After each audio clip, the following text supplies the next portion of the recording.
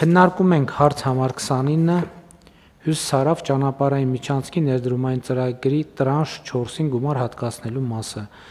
մասին զեկուցող տարածքային կառավարման եւ ենթակառուցվածքների նախարարի տեղակալ Արմեն Սիմոնյան։ Համեցեք, պարոն Սիմոնյան։ Շնորհակալություն, մեծարգո պարոն վարչապետ, հարգելի գործընկերներ։ Նախագծով նախատեսվում է կառավարության միջոցներից կատարել վերաբաշխում շուրջ 8.43 միլիարդ դրամի չափով, որից 8.4 միլիարդ դրամը նախատեսվում է ուղղել Հյուսիս-Հարավ ճանապարհային միջանցքի ներդրումային ծրագրի տրանշ 4-ի Քաջարան-Ագարակ 32 կիլոմետր հատվածի շինարարական աշխատանքների ֆինանսավորմանը, 22 միլիոն դրամ նախատեսվում է տրամադրել Հյուսիս-Հարավ ճանապարհային միջանցքի ներդրումային ծրագրի Սիսիան-Քաջարան հյուսիսային հատվածի կառուցման նպատակով հողերի օտարման եւ տարաբնակեցման շրջանակներում ազդակիր հողամասերի տեղազնման գնահատման համար եւ 8.7 միլիոն դրամ Հյուսիս-Հարավ ճանապարհային միջանցքի Սիսիան-Քաջարան հատվածի Բարգուշատի թունելի նախագծի անվտանգության փորձաքննության իրականացման համար։ Այսքանը խնդրում եմ հաստատել։ Շնորհակալ եմ, պարոն Սիմոնյան։ Հարգելի գործընկերներ, մենք հիմա այն իրավիճակում ենք, որ Հյուս-Սարավ նախագիծը մեր աչքի առաջ սկսում է բյուրեղանալ եւ ավելի շոշափելի դառնալ։ Եվ ես կուզենայի ուղղակի միջանկյալ նախ երևի ես չեմ հիշում այսպիսի դեպք, հույս ունեմ աչքով չենք տա, որ Ագարակ Քաջարան հատվածի մեր շինարարը, որը իրանական ընկերություն է, այնպիսի տեմպ է ցույց տալիս, որը մեզ անծանոթ է։ Եվ էլ եմ ասում, հույս ունեմ, որ աչքով չենք տա կամ անեն չի, որ մի բան գլխի չենք ընկնում, բայց արդեն իսկ ընդ որում շինարարության տեմպերը այնքան լավ են, որ տարբեր տեղերից այդ արձագանքը լսում են, ովքեր, որովհետև մարդկանց աչքի առաջ սենց շինարարություն Հյուս-Սարավը սենց կենթանանում ծնվում է։ Հաջորդ կարևոր հանգամանքը, որն ուզում եմ նշել, փաստորեն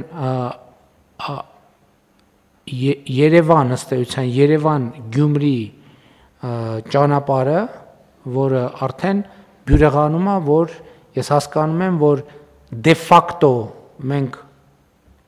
այս տարի կավարտենք, դե յուրե, այսինքն ոչ թե դե յուրե, այլ կահավորումով, ճանապարհային նշաններով, գծանշումով եւ այլն, Գառնանը Երևան-Գյումրի հատվածը ամբողջությամբ պատրաստ կլինի, չնայած այսօր արդեն երթևեկության համար լիարժեք ինքը պատրաստ է, չնայած իմացա, որ որոշ հատվածներում, որ այս կահավորման եւ այլնի աշխատանքներ են արվում, որոշակի փոփոխություններ են տեղի ունենում։ Պարոն Խաչատրյան, ձեր գնահատականը ո՞նց է նախագծի իրականացման որ կետում ենք հիմա մենք գտնվում, համեցեք։ Շնորհակալություն, պարոն վարչապետ, քանի որ սկզբից Գյումրի, Երևան-Գյումրի հատվածը, որ արդեն ամբողջական աստեյության դրա մասին Պարզաբանեմ ունենք երկու հատված, որտեղ դեռ աշխատանքներ էին տարվում այս տարվա ընթացքում 34 կիլոմետրանոց ճանապարհը հատվածը եւ 8 կիլոմետրանոց ճանապարհը հատվածը, ուղղակի պարզ լինելու համար ասեմ, որ երկու հատվածներում էլ աշխատանքները կավարտվեն մինչեւ տարեվերջ եւ ընդամենը 3 միլիարդ դրամի կատարողական վճարումներ կան, որ ունենք անելու մինչեւ տարեվերջ, դրանով մեր հիմնական աշխատանքների մասով եւ ավարտը եւ վճարումները ամփոփած կլինենք։ Եկող տարվա ընթացքում իհարկե կարող են լինել անելիքներ թերությունների վերացման շրջանակներում, բայց դա արդեն մեր աչքի տեսանկյունից եւ օգտագործման տեսանկյունից որևէ սովորական պրակտիկա է, այսինքն դա կշարունակենք այդպես։ Եվ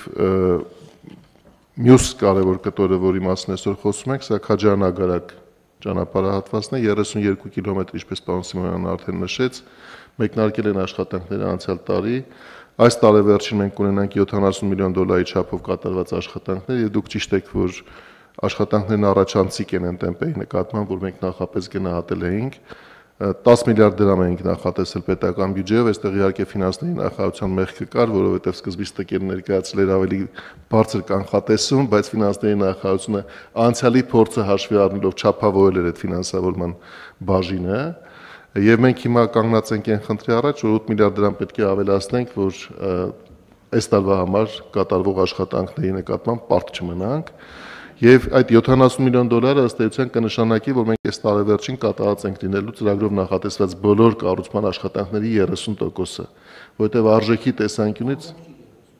այո, 32 կիլոմետրանոց հատվածը 214 միլիոն դոլար արժեքով է իրականացվում եւ մենք այս տարեվերջին կունենանք 70 միլիոն դոլարի չափով կատարված աշխատանքներ։ Եվ քանի որ տեմպերը արագացող են եղել, ես հիմա գնահատական չեմ ուզում տալ, բայց հավանական է, որ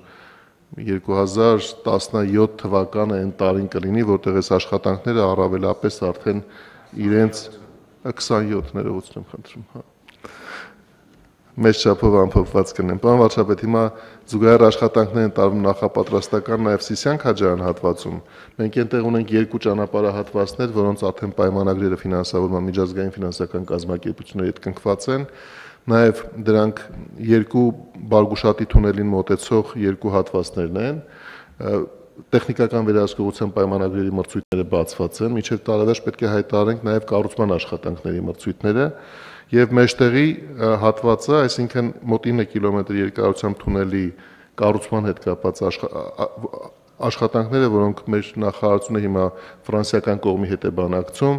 ստացել ենք նախնական առաջարկ եւ տեխնիկական եւ ֆինանսական առաջիկա 1 ամսվա ընթացքում պետք է նաեւ այդ աշխատանքները այդ առաջարկի վերաբերյալ մեր եզրակացությունը ձևավորենք եւ սա շատ կարեւոր է նաեւ, որ ազդակ լինի մյուս 2 հատվածների համար, որ կարող ենք այնտեղ նույնպես աշխատանքներն արագացնել, որովհետեւ ի վերջո այդ ճանապարհները միանալու են այդ թունելին։ Եվ պետք է սինխրոն անենք այդ ամենը, որ կարողանանք ավարտը, որ մոտ 7 տարվա հորիզոնում է նախատեսվում այս բարդ եւ մեծ հատվածի իրագործվի եւ իհարկե դրանից ավելի առաջ ընկած կտորը արդեն Քաջարանից դեպի Մեղրի գնացող թունելի հատվածն է, որը միանալու է 32 կիլոմետրանոց ճանապարհահատվածին։ Այնտեղ էլ շատ լավ աշխատանքներ են հիմա ընթանում կառուցողին ընտրելու ուղղությամբ, մինչև տարեվերջ կունենանք նաև ընտրված կառուցող, որը կսկսի արդեն 2026 թվականին իրականում աշխատանքների իրականացման ընթացքը։